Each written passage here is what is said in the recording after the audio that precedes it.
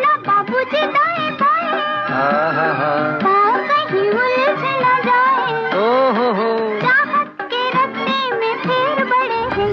मुस्कुराइए, आप लखनऊ में हैं।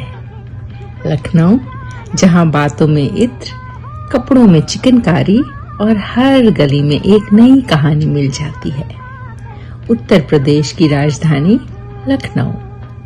मैं यहाँ एक शहर देखने आई थी, लेकिन यहाँ आकर लगा कि लखनऊ को देखा नहीं जाता, उसे महसूस किया जाता है। सच कहूँ तो लखनऊ ने अपना परिचय किसी इमारत, स्मारक या इतिहास से नहीं दिया, उसने अपना परिचय लोगों से दिया। और क्या लोग हैं! मुझे लगा कि यहाँ लोग सिर्फ बात नहीं करते, बातों में इत्र लगाकर पेश करते हैं। आप आइए, तशरीफ रखिए, पहले आप।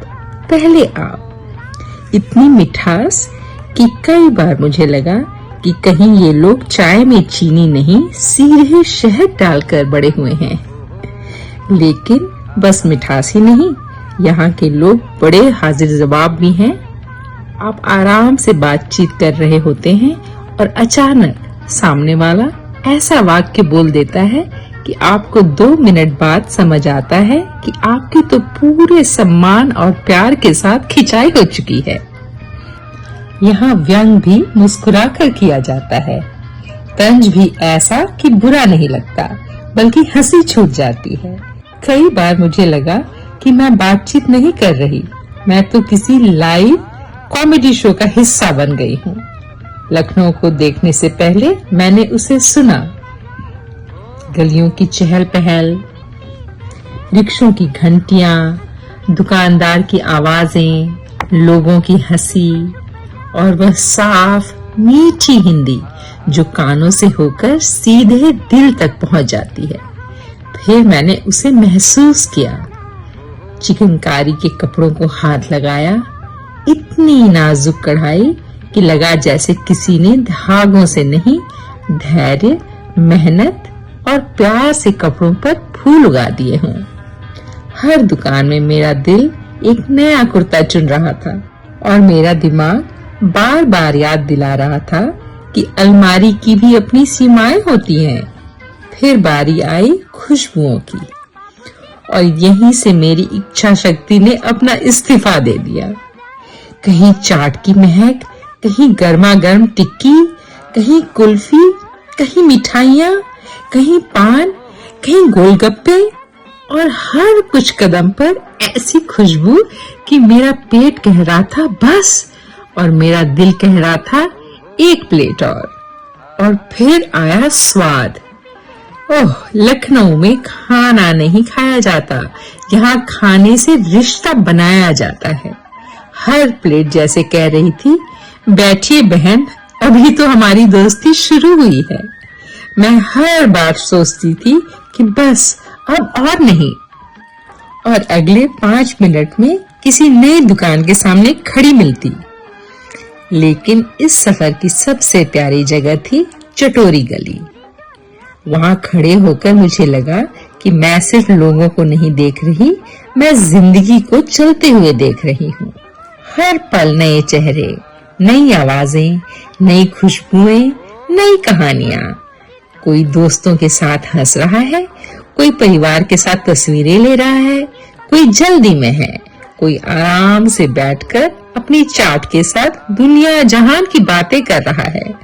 और तभी मुझे लगा जिंदगी भी तो कुछ बिल्कुल ऐसी ही है।